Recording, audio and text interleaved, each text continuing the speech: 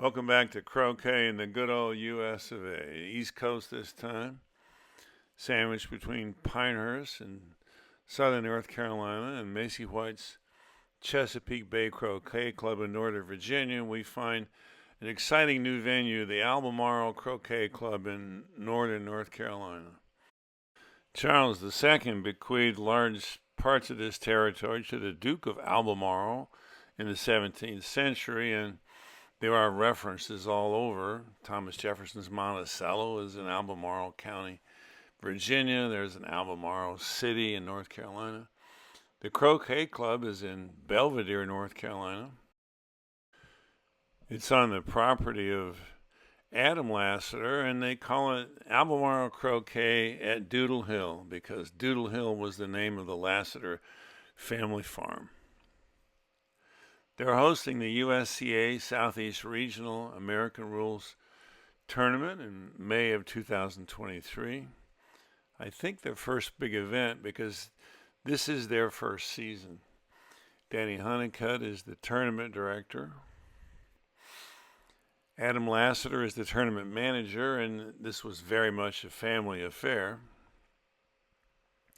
Brian Hovis does the video and drone work.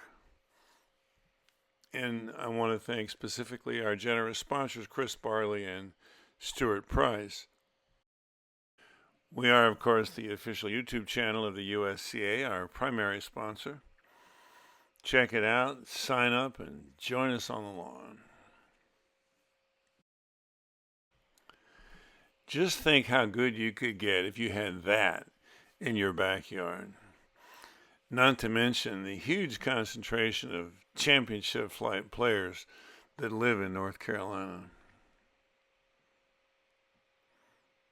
It is a lot of work, though. And now the championship final. This is Adam Lassiter's home court. That's his house right there. But the whole state of North Carolina is Danny Huneycutt's backyard when it comes to croquet. This is going to be interesting. This is how they got there. They both breezed in the quarterfinals, had a little bit tougher time in the semis. Let's hope that trend continues and they have a tight match here. My whistle don't work. I can't whistle. What, are you trying to whistle, get the attention? Oh, I don't want anybody's attention. Oh, I thought you were going to make an announcement. It's a head. All right, I'm going to go blue and black. Have a good one. Okay. I could go on for a while about Danny Huneycutt. 9 national championships, countless McRobertson Shield and Solomon Cup teams as player and captain. One of the most generous doubles partners around, and the guy who, along with many others, of course, has shepherded Matthew Essick on his meteoric rise to the top of world croquet.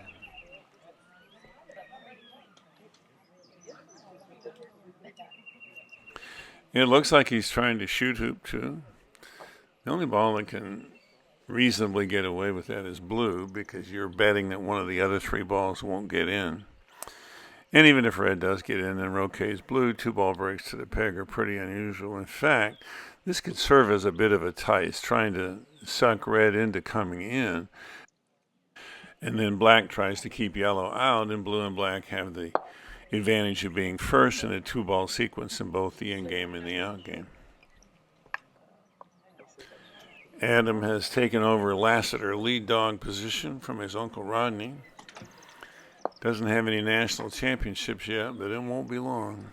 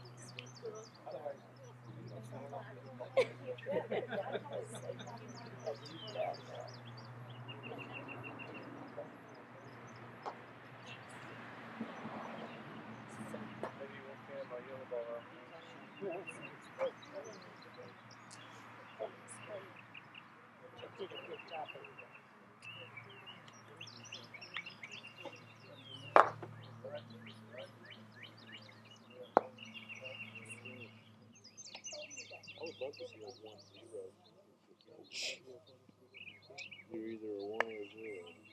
On or off. There was a famous championship game. Blue ball and the black ball down the corner lined up like you do for a on or off up to the 2. Red was up there parallel with the wicket, and yellow was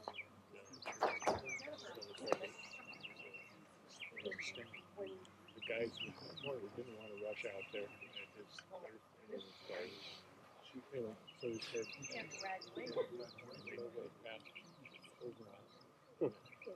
so, and then finally, we got down to the last couple of minutes of the game, and somebody was trying to score. Come back. The most boring, horrible croquet game ever. How do you sell season tickets to a game like that?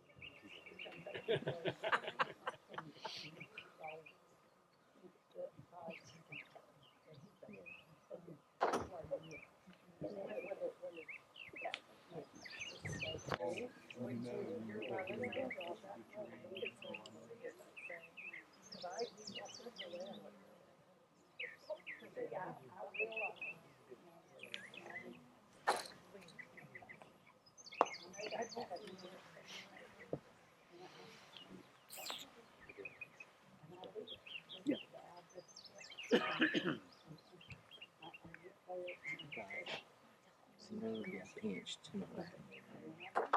It's rough. You sat on his ground. You think that was it? Yes, I knew you should have sat on his ground. Have you sat down since?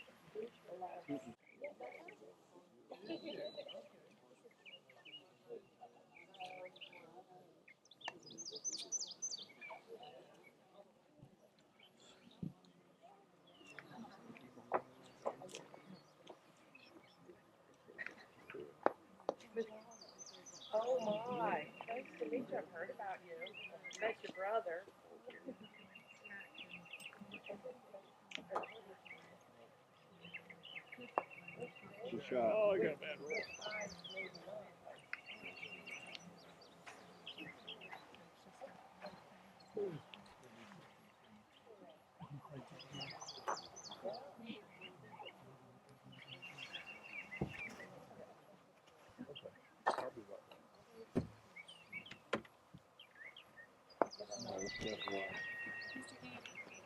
So I'm gonna try to sit to see if they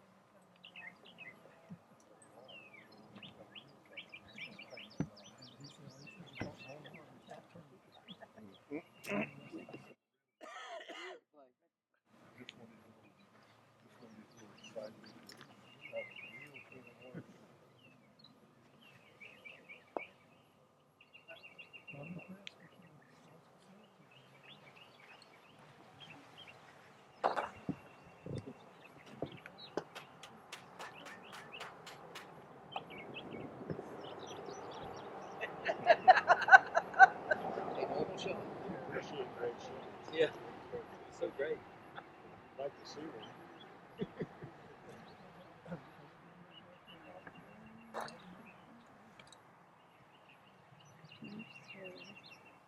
First block. Now there's a first. Something funny about the rule book. You can't call a first block in the out game because the only balls you're dead on are the balls in the in game. And if there was one in the way of your hoop shot, you could have it lifted. It's the same reason a ball in the out game cannot be wired by a ball in the in game and vice versa.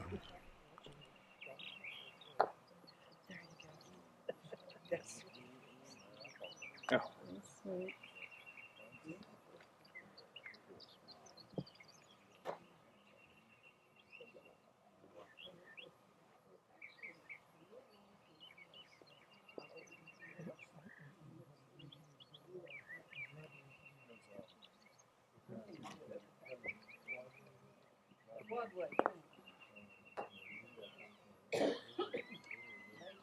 Second block.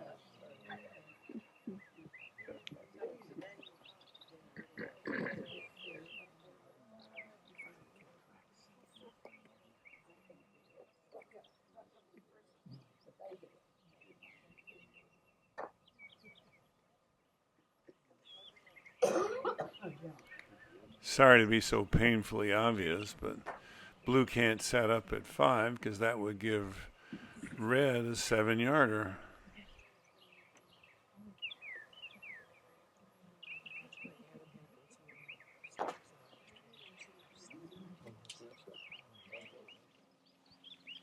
Shot. It's tempting to call this home court advantage, but it should be doable on any court that's properly set up.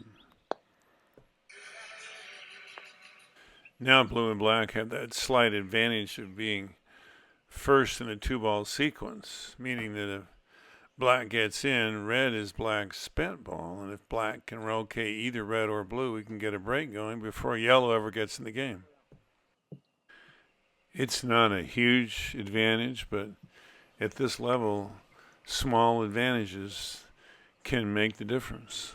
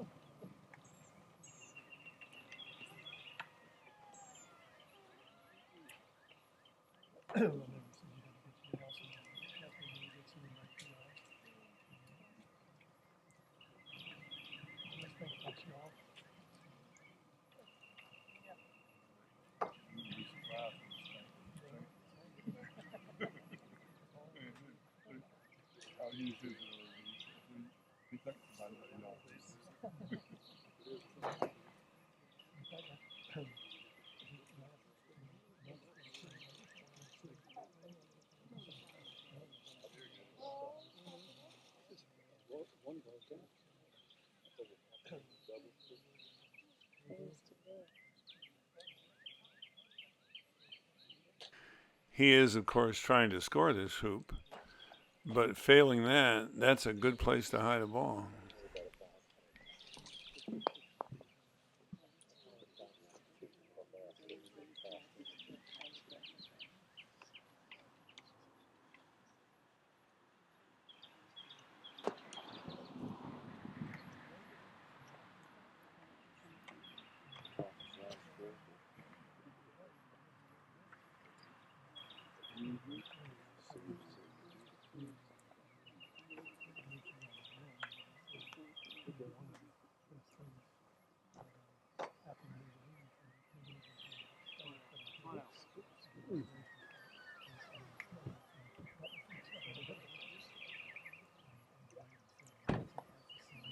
Ah!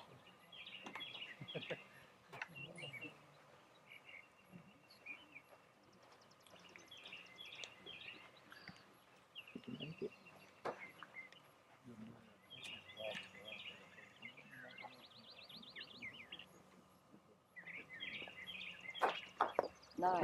That's even better. Good laugh. So much for the advantage of being first in the two-ball sequence.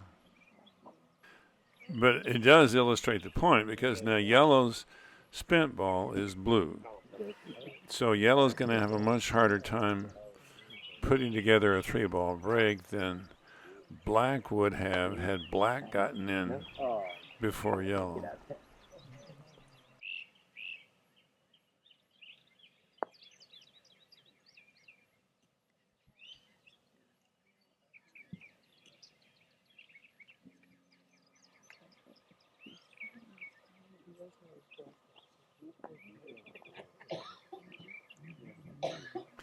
Danny loves the croquet out maneuver, and now he could be the victim of one because he's read spent ball and everybody's live. I've seen Matthew do croquet outs in situations like this, but the problem with it here will be getting red to reasonable pioneer position at 2 while you put yellow next to blue. So he's not going to try that. At least not now, but he could do it after he makes 4, 5, or 6, because black is still way out of position.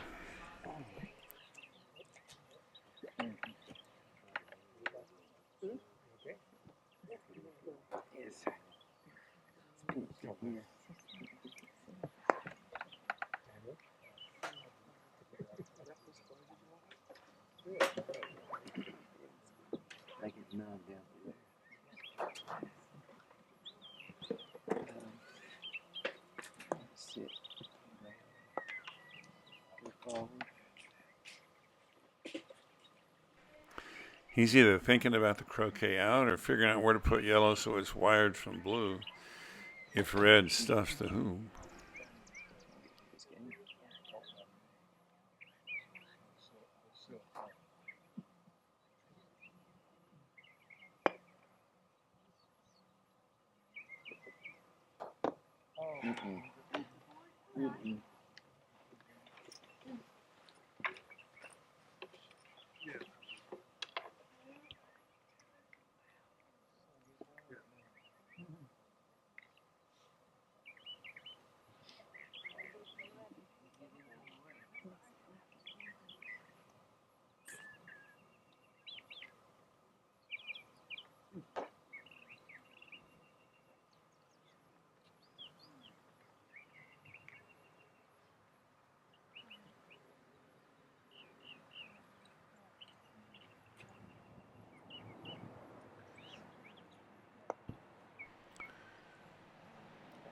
because he has the opportunity, he's going to try to get red clean. All he's doing is switching partner deadness from one of his balls to the other. But if he'd cornered with yellow, and it would have taken red 2 turns to get clean, and black might have gotten in before that and taken advantage. So this does make sense.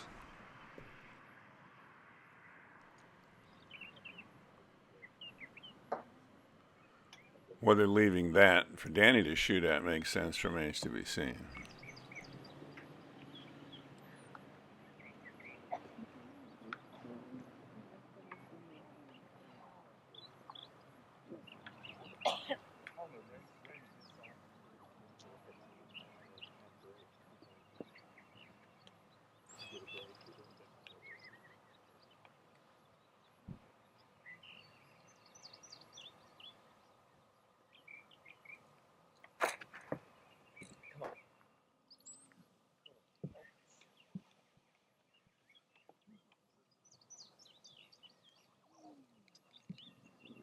Shot that harder.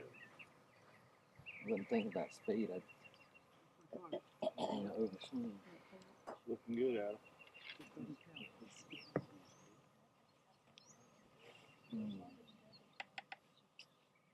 Get blue from yellow.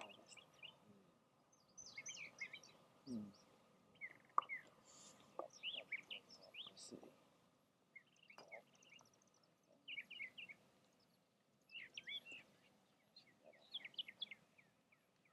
Better off not shooting.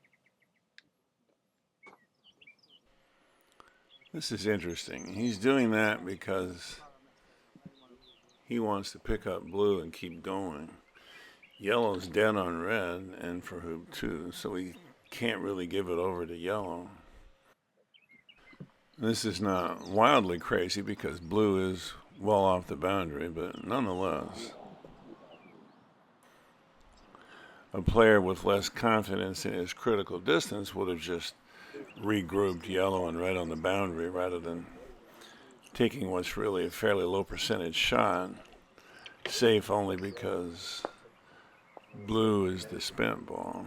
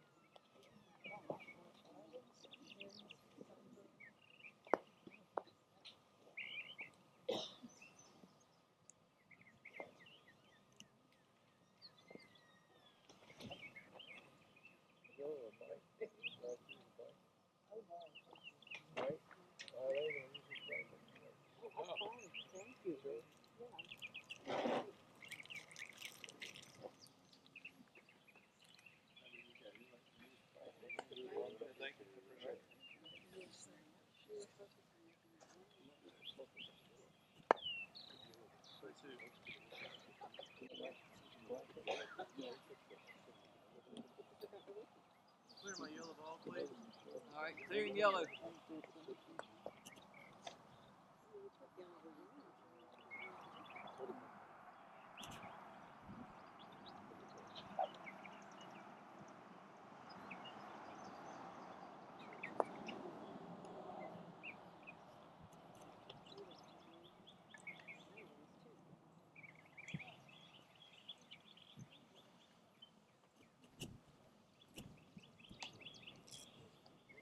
probably hit it.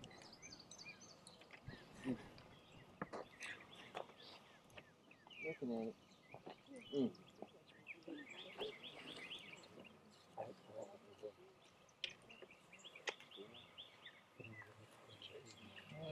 Take care.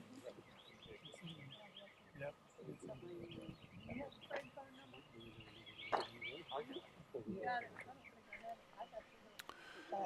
So Danny has plans for a break to the peg. The only question is, how does he incorporate red, the spent ball? Does he just leave it there, run a 3-ball break, and then park blue next to it when he does the leave? Or does he pick up red earlier and turn his 3-ball break into a 4-ball break? Place your bets, folks. Shade. It's shade. We got it I on hope film. you saw it. Okay. It was not right. You see it.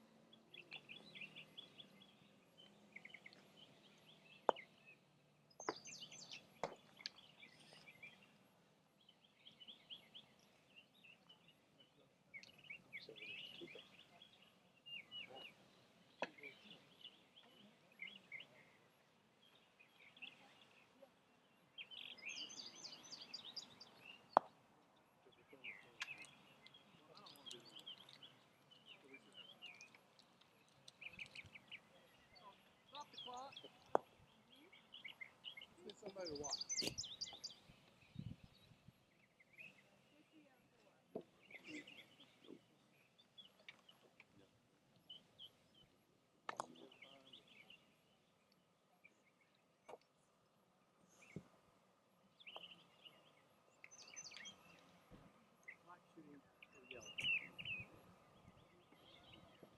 Still sitting on fence. Yeah, he's got to get it. He could get the beast and not get the ball. You should be. I'm confident that you will. Should be able to hit that. All right. Time in now. Time in. We've got to watch it.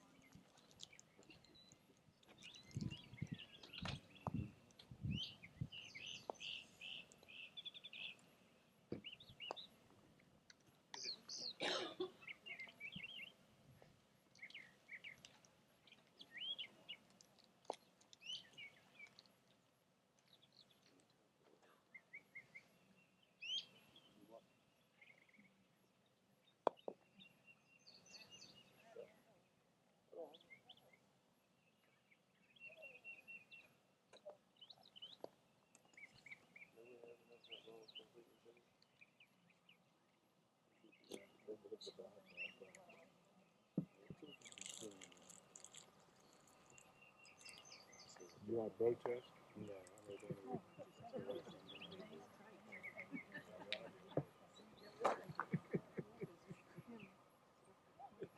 good shot, Danny. Thank you.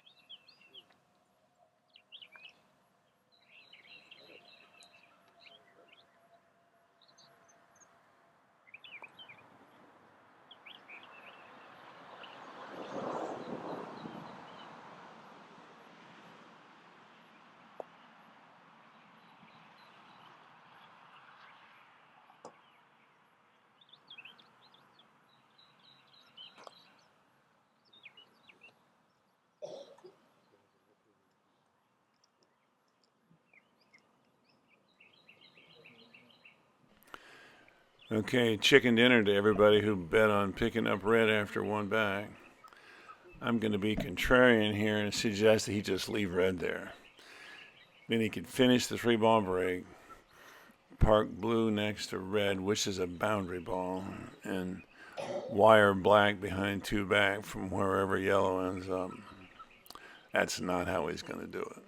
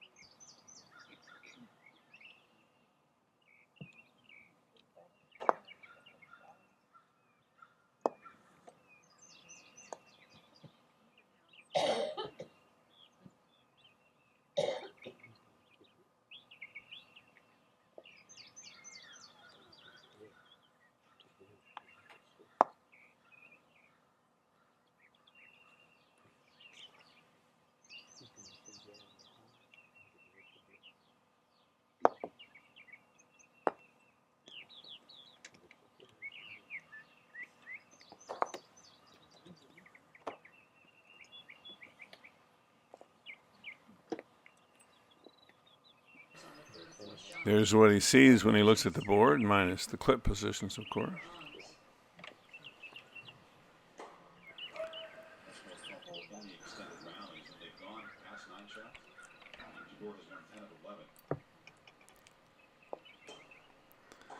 So the unhittable lead requires that the danger ball that's going to take the shot be as far away as possible. Check.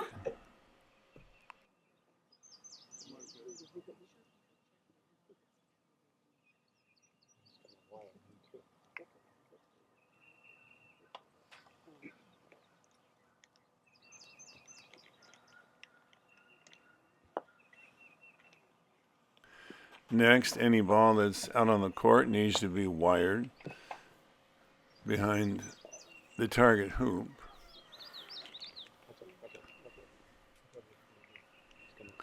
And I'm sure that's what he's trying to do here, but it's a long way away to get that wiring.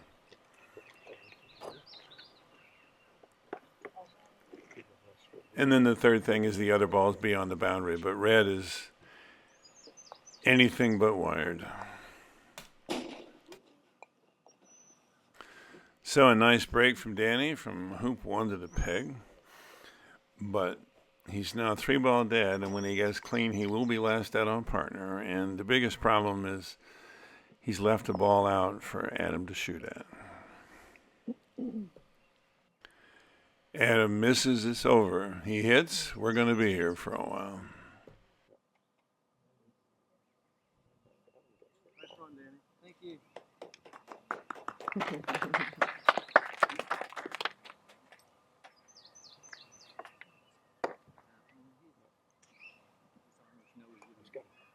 eye.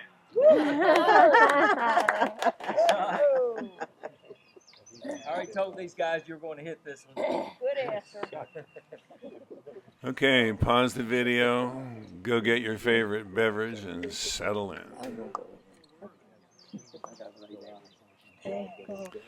The drama of that last shot may give you the feeling that this game is over. Hardly. He's down by 12 hoops. Yellow can only make 11 without pegging out because he's starting on hoop 2. Blue is 1 ahead of red. So even if yellow goes to peg and doesn't peg out, he's still down by 1. And because blue and black are together on the boundary, he's going to have to play a ball-to-ball break for several hoops to get going. At the end, he's going to have to set a truly unhittable lead. Maybe peg Danny out. So that long shot from corner 3 was just the first step in a journey of 100 croquet shots.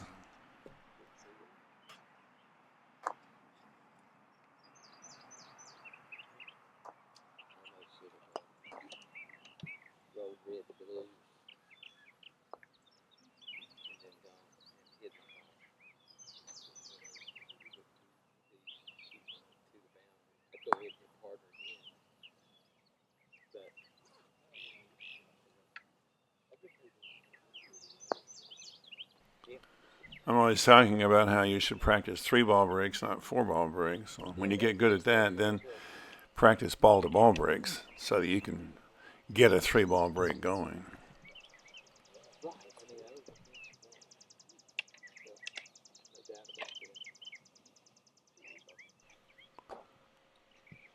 And I think we've mentioned before that this is the way breaks were run in the beginning. You didn't send a pioneer, you sent what would have been the pioneer to the peg. Then after you make your next, you come back to the peg and get a rush on that ball to the next hoop. So you play this ball-to-ball pattern until you can actually send out a functional pioneer to your next but one. And then it becomes a standard 3-ball break with the usual set shots. Takes anywhere from 1 to 4 hoops. Let's see how many it takes him. He's up to 2 now if he makes this.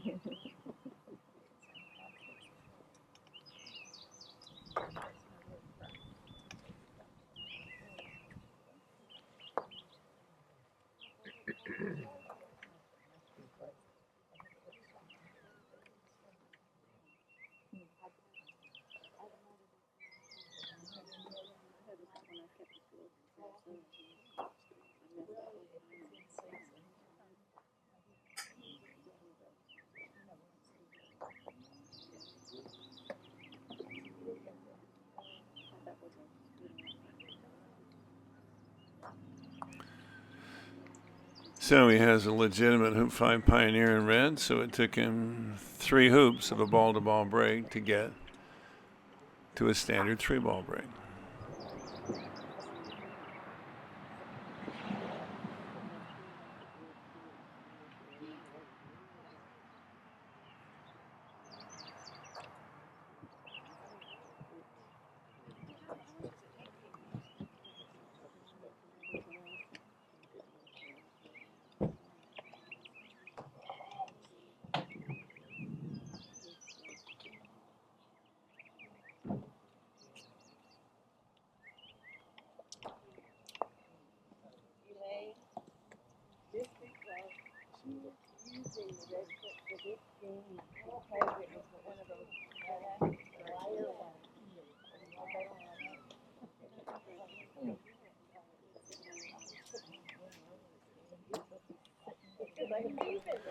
This is pretty picky, but the standard position for the one-back Pioneer in a 3-ball break is a little bit south of one back.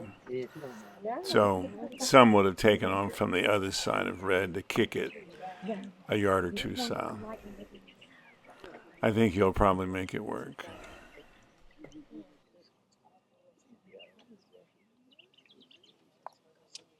I mean, touch of it. Not like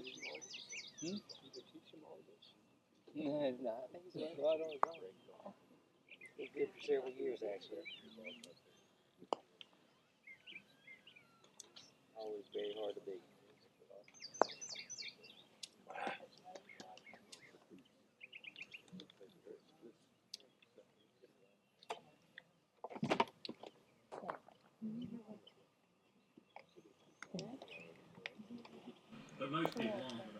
And now with a excellent one-back Pioneer, it's a good time to go pick up black. And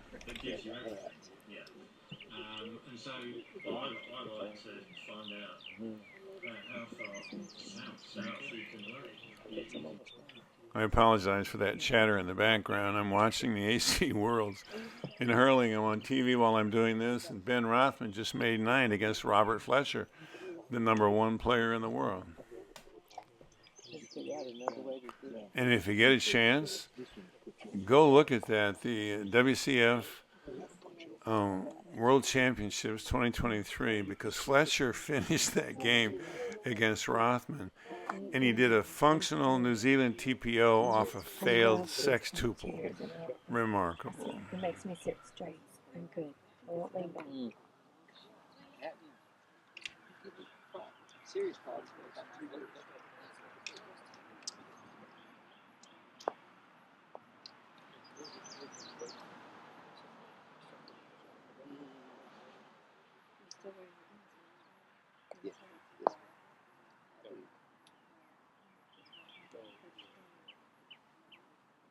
I don't think it is.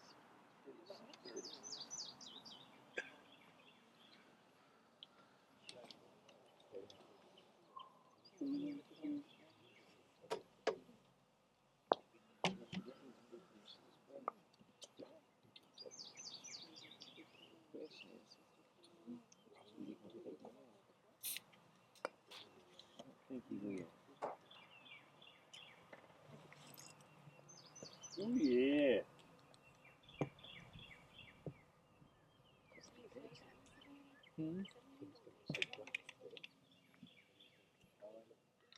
Yeah.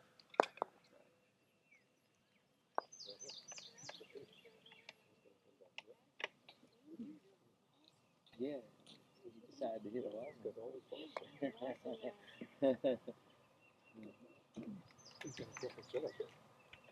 I even told those guys watching him hit this. I just had a feeling he would.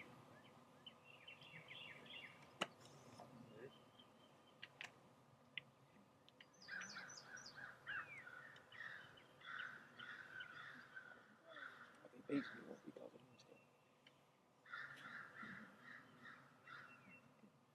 Mm-hmm.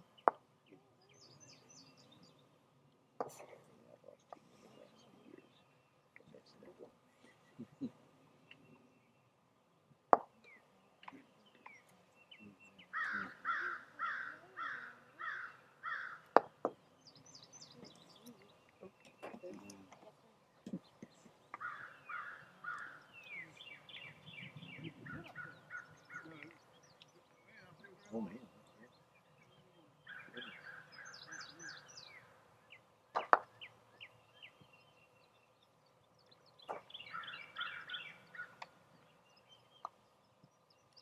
Tim and Creasy are having a good game. Cecil.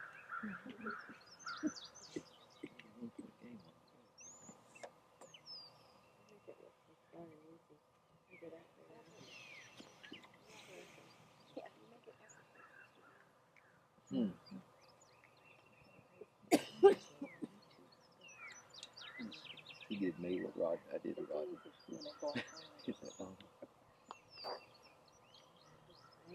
If I would have missed the pig, I would have missed the ball. It had to be. Yep.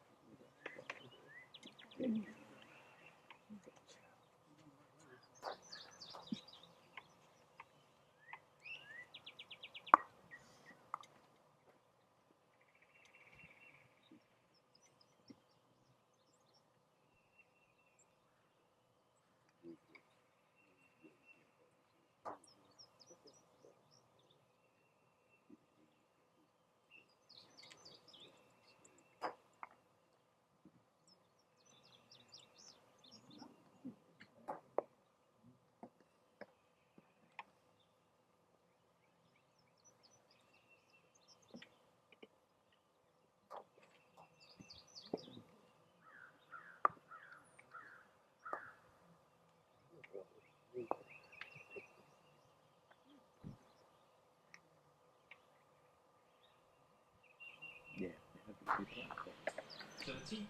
Red is for one back, so he can leave it there, or he could also swap it out for the spent ball after he makes Pinot.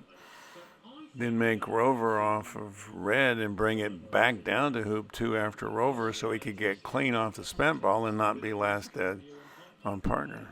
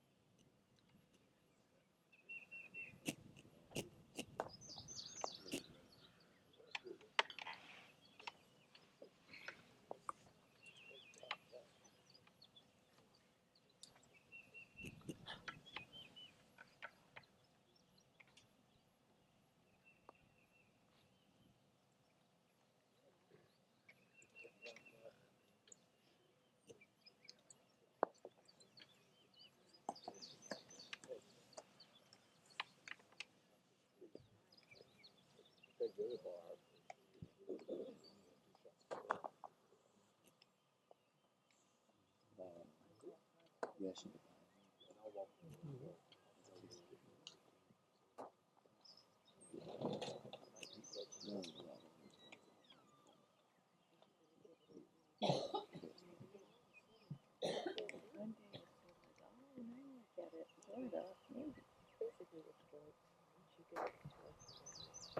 Oh.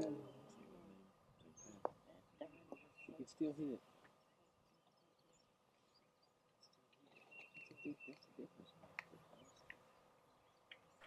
What, me worrying? Hampered? Take a 13-yarder, no problem.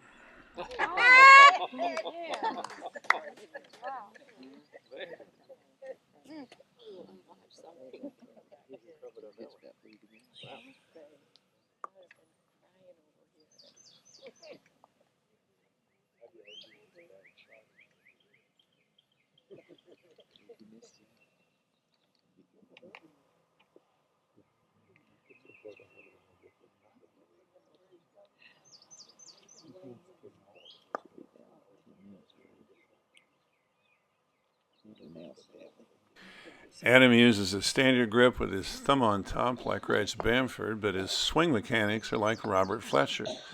Top 2 players in the world. Not a bad combination.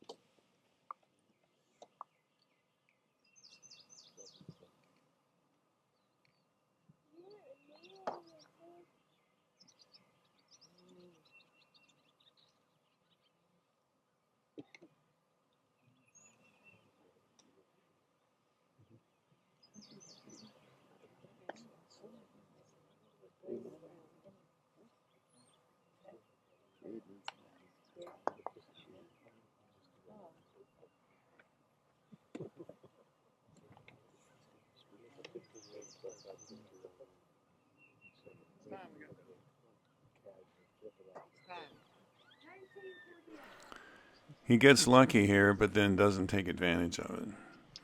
Black's in the way, obviously, but in American rules, that's not a Croquet. So he could have Croquet'd blue, sent it to corner 4, and then gotten the rush on black back down to hoop 2, where he could have fine-tuned things in terms of putting balls on the boundary and getting a good wiring.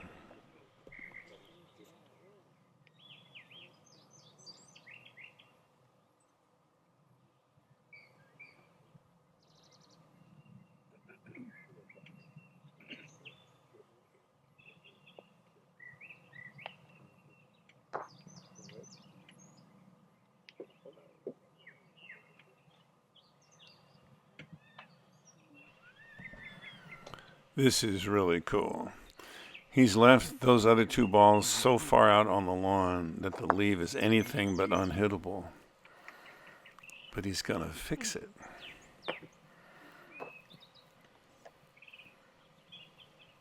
By wiring blue from those 2 balls with 2 back and then putting yellow where blue only has a shot on a ball relatively near the boundary. Very well done. Time out. Please. 14-19.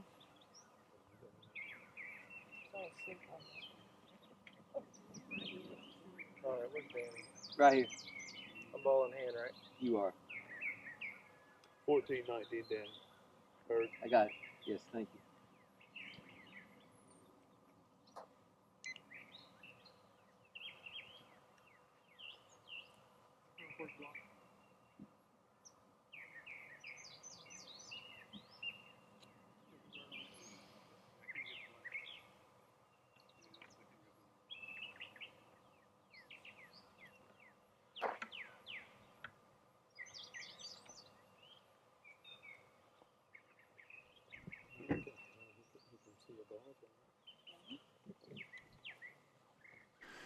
So a lovely break from Adam this time. 11 hoops, 2 to the peg. Good playing, Adam. Maybe a better lead, maybe about the same, because yellow's not really on the boundary. And he's down by 1 hoop with plenty of time left. Stop the clock a second. 13-30. I'm shooting right across the hoop hole, so I'm going to flatten it. No, Danny's going to do some gardening, and I don't know if that distracted him, but I think he forgets his 1-back clearance on black now.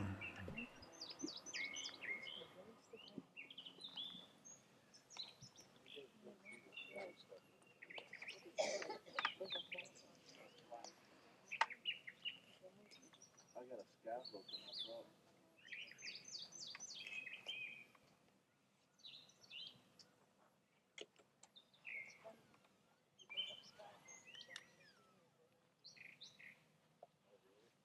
I got a trailer strip. I'll do it.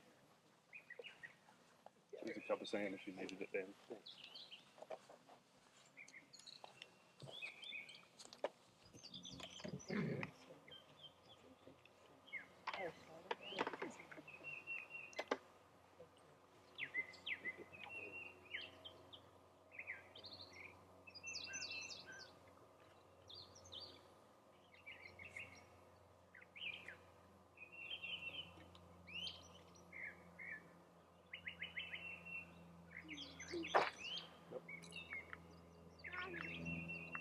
Oh, my goodness. You're right.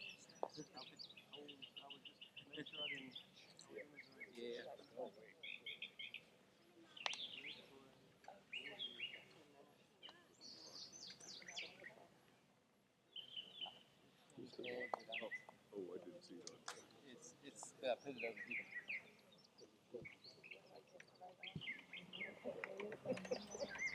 Not my back too much and not the clearing Oh, you missed the clean. for the peg ball. But I'm gonna clear it here in just a second. As soon as he makes this, it's black, right? Nice one of those. The blue's clean.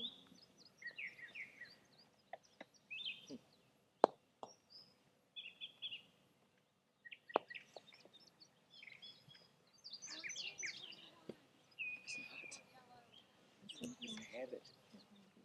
It does. It gets a twist that doesn't need.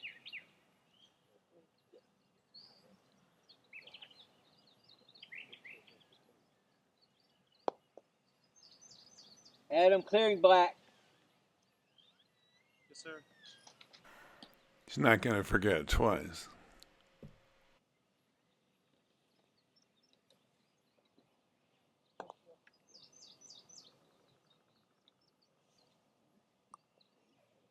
Good chance.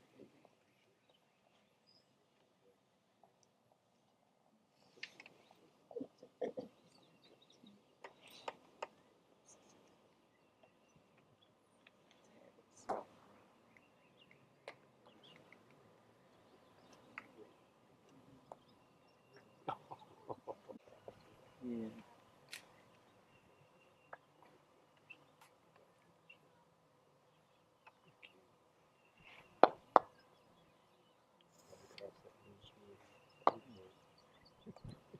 You get two big shots. First one, all the red. What's the difference?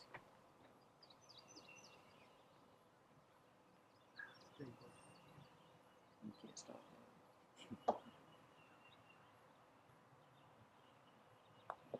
that. And the go-ahead hoop doesn't go ahead. So we're tied. So yellow. Danny checking out a very complicated board, and it means that black is actually last dead on blue. Yellow will be last dead on blue if it makes a hoop before it rotates anything else. Black could just go to blue. This is blue's hoop, two back. And then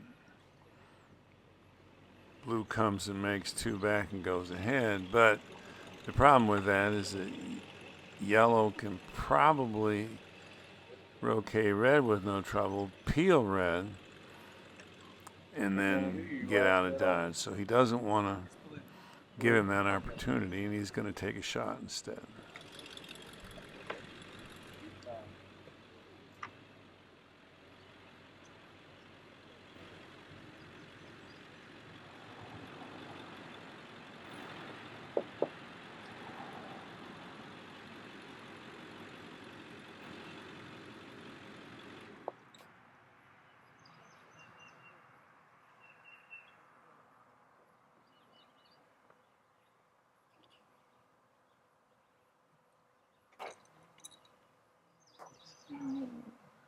Why did I miss a daggone 8-inch wicket? All right, having accomplished that, I'm sure Danny would love to just leave red where it is, get rid of or destroy yellow, as we say, and join up with blue. But Danny's now responsible for yellow's position, and red is the only ball that yellow's live on. So wherever he puts yellow, it's wired from red. So that won't work. 801. Thank you. So he has to get rid of yellow. And then he would love to just pop right out and put it right next to the hoop, wired from yellow. But again, he can't do that. So he's going to have to take red to blue and then somehow give black to blue as a pioneer at two back.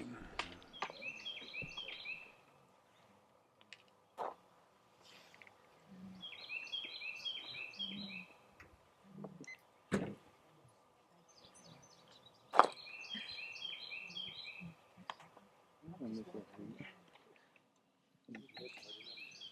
What? Nah, I just wanted to go through playing. Get the start. That was it. Oh. After the groundskeeper, because the troops at the site. Yeah, I'm gonna get on his nerves.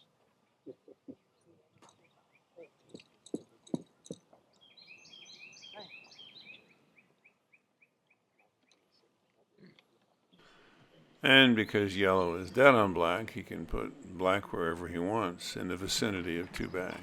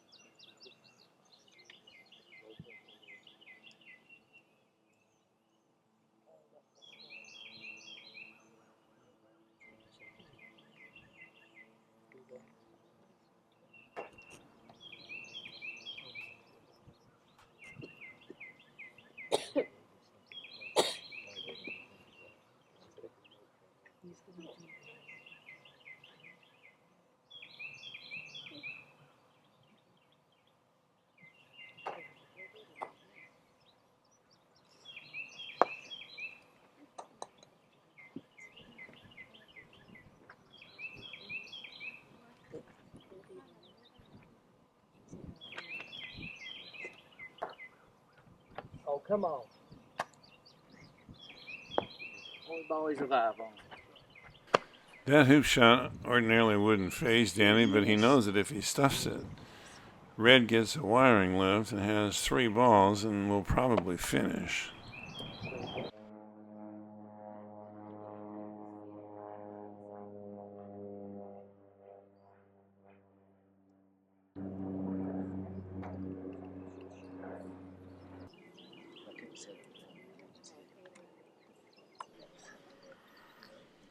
And now, of course, blue and black are both dead on red.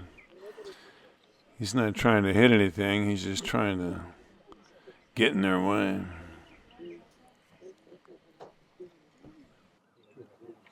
Not bad. It's not gonna get there. Okay.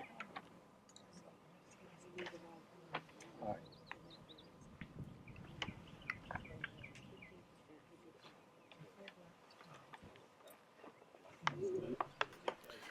And red's dead on black, so we can afford to set up the rover ball to get clean in the next turn.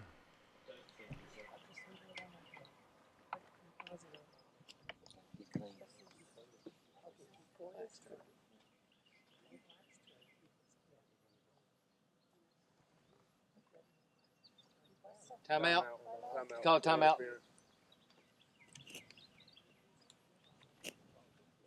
Danny, is the board right? Yeah. Kid blue. Half dead.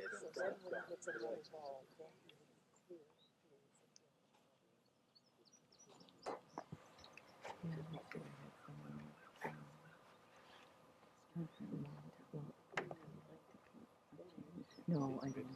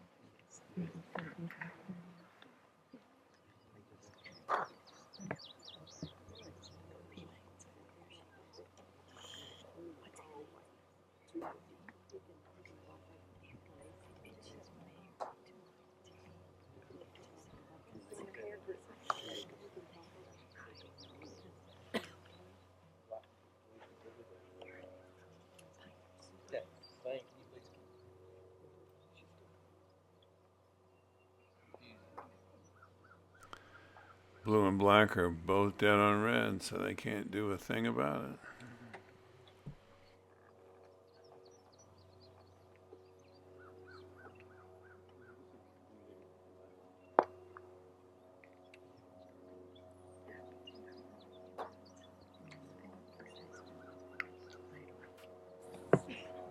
Thank you.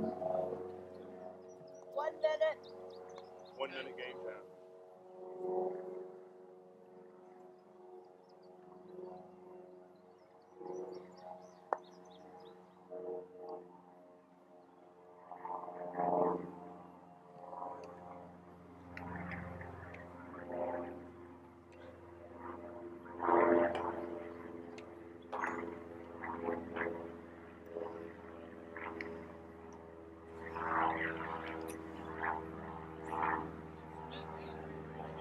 Timeout.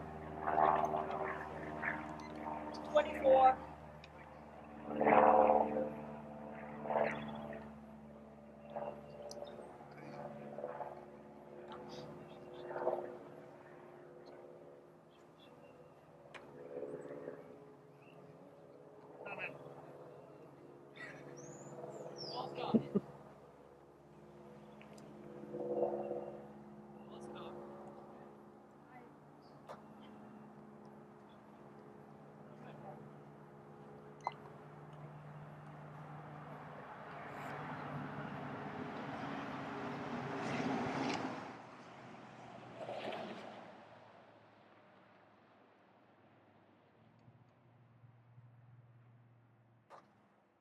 Ball.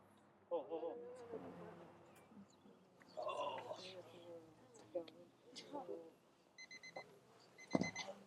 Time. Blacks first, last. About right here.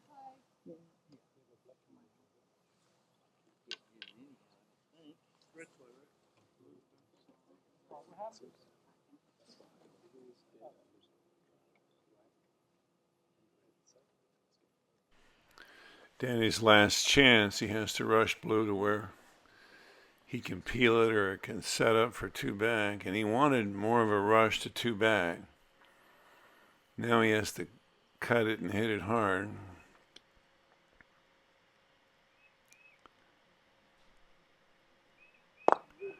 And when you do that, it frequently goes straighter than you wanted it to. Gone. No. Gone. No. Gone. While they're placing balls in, I want to again thank our sponsors, Chris Barley, Stuart Price, and the USCA. Give us a like, subscribe, hit that notification bell so you know when the next tournament is coming up. This is our last game at Albemarle Croquet at Doodle Hill, a fabulous new facility built by the Lassiter family. There will be more, of course. They have the Southeast Regional Golf Croquet tournament here in September. I don't know whether we'll get here to capture that one or not, but we'll be back.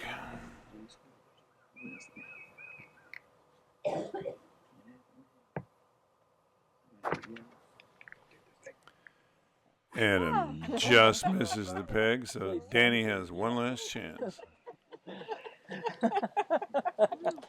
Oh my gosh.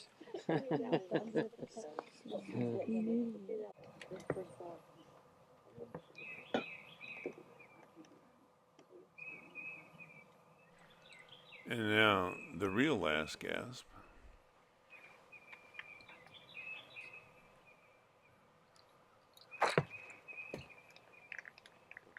No, A lot of bouncing. you bit the wrong way. So in a nail biter over veteran Danny Huneycutt, Good game, Adam Adam. Lassiter becomes the 2023 USCA Southeast Regional Champion.